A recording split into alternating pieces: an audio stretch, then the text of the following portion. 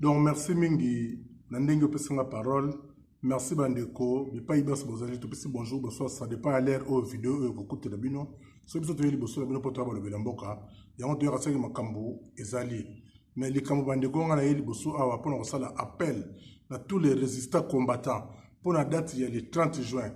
Pour la date, le 30 juin, pour la date, le 30 juin, la date Oyo. Tout ça qui indépendance na biso mais date le 30 juin on a bien libre de l'eau. Les après tout fêter indépendance mais zalinde pour les journée Oyo. Bako inauguré place Lumumba, héros national au sur indépendance. Papa Emery Patrice Lumumba bako inauguré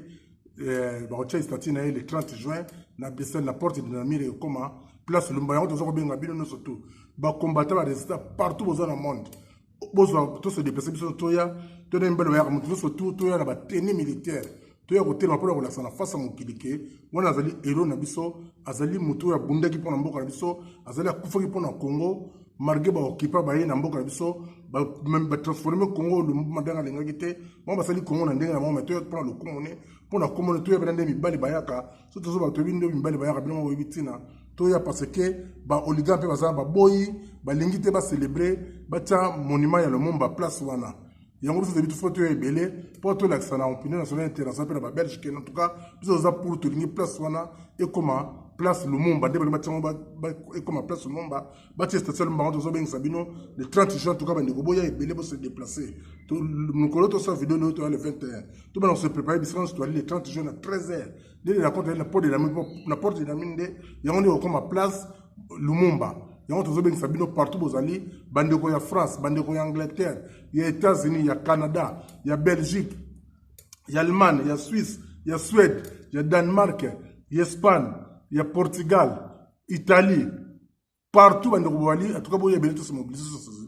Pour tout le monde, les belés, pour tout le monde, les belés, la face à mon cliquet. En tout cas, bah, quand on les peut aller à tellement. Surtout dans le moment où comme photo, il y a tout tellement. Pour la Congo des Obiang, puis, tout ça, on pour n'importe qui, tout ça, pour le véritable héros national. Et mais, parti sur le mazar, héros, le coutate, au bas, consommer sur la personne, on va comme héros, au bas, héros, bah, bomis, ça va peuple congolais, bah, bomis, ça va tout. Il y a tout tellement, bisous, tout tellement. Pour to kumisa lokumu ya kombo ya munene ya Emery Patrice Lumumba le roi bazo changer kombo la belge mindele marqué bango babomaka ya monti ba vandi ba mona ke mutu ala zaki pena héros ya solo azala ko héros ba lokota te yango ba tcha place wana et comme place Emery Patrice Lumumba ba ko tcha monument ne hotel mana ba ko tcha kombo de place Emery Patrice Lumumba na porte de la mine donc le 30 juin, la date est le 30 juin, à 13h. Donc, nous studios à la Wana et Longo, tout le temps, on a fait vidéo avant, pour arrêter, on a arrêté, pour le arrêter, pour reprocher la mission, on se saisir, tout le monde a date le 21, donc, tout ça, on a un mois, une semaine, et on s'est préparé, ça, on a transport, tout on a des réseaux, on a transport, mais tout cas, tout le monde a pas de tout le belé,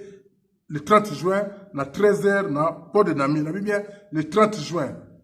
2018, na 13h, na porte de la piste, ça peut samedi. Bandeko basala ba samedi, beaucoup de déjà bossé na dia banzana na misala mino na date le 30 juin. Et là samedi biso bandeko peut sala samedi te, to to bonga mabiso surtout za mukolo bandeko. Et ça on excuse te. Et ça dit tout pour mon mboka na so ba Congo, héros na zéro na so dans le véritable héros, o ya kufa na trace za tika mwasi na ye, atika ba na tika mamuno sa boya corruption, aboya ko mboka, aboya ko dialoguer banguna, aboya ko vana banguna, et ça te le ko ba tusu o lelo ba so vana banguna, bo dialoguer banguna pour peuple ku fara. Ya le baka non na makamuno surtout, ya ba bomaka ko bangu ba reconnaître que il faut battre combo na combo na ye, ya Emery Patrice Lumumba na port de Namire comme combo ne, ya on tuer le kumu, to kumisa combo na ye, to biso se belé, muso so na tenue militaire. Tout le monde a combattant de tout le monde a résisté surtout tout le monde a tenu tout le monde a mbali bayaka yango tina yeko benga bilo bandeko bon le 30 juin tout ça biso tout wana en plus pour on se s'appeler ko bandela so ko loba nazo ko s'appeler bandeko ba so parti bozali pour tous on na diaspora we comme le kola maseke comme le roi Masano di kola ba politicien le kuta ba politicien médiocre au Cardinal Mosengo Albaki to peksa ba que le dialogue té na 2016 ba yoka bisoté ba kenda dialogue ba bomi sana ba na 2015 le 19 le 20 le 21 janvier ba petit gabi ba kufa ba na meke ba kenda ba lelo ba charnier malukweza tozo jugement te justice te ba oza justice ba konda ba ngosika moko ba yoka te ba kenda dialogue to peksa dialogue ba yoka te lelo ba loba kike oh ba sa élection ba le compter le 17 le 31 décembre 2017 yango eleki tino lo badosi bakufi bakomi kokangana babima badosi bakomi kosala sabotage bosi bomona na mboka nini ta niveau mboka ko mandeko mutu akufi me bazu ebembe na ye po bakola kundebe mutu mais police abotola ebemba mutu atie na sama beli héros national susu dossier de zopesa mes condoléances na famille na ye pe na libota ene surtout yango to bien bandeko to tellement to ba distraction botika kolanda ba politicien collabo ba politicien wana bali ba politicien collabo ba travailler pour la peuple te ba ça travailler pour l'intérêt na mabota la Félix chaque béfrément so yaza na mboka te tango ba o ba corps ba respecter le 31 mars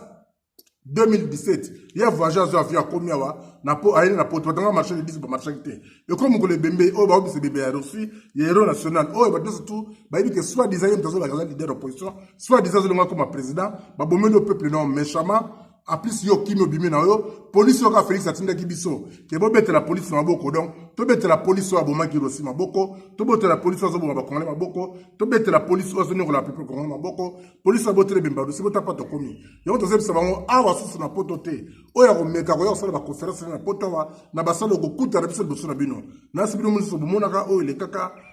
na 2015 dans 2016 plutôt na août 2016 na 2015 pardon o ile kana na 2015 na juillet août tant to yana cercle poto kunda bango bomona ko ile kaka donc mino so bozo gar botandi wat bandi ko fana kasai to zo bien bandi ko bana ba partisan o ba journaliste donc botika ba ki journaliste na botika makambo bango botika ki communautarisme boza botandi na liboki botandi Congo bandi bazo ko fana kasai bazo ko fele mama mantuso na kasai botandi bana mango ko fana ko ntala dikolo sa kali pa bandi ko sele le belé ya kasai le bango ba kile bangola bazo mona place ko la te bazala ba samba bino ka ki fanatisme likolo ya sima mutumo bato bazo ko sabino Félix Ebise surtout à partir du 1er janvier 2018 et les transitions sans Kabila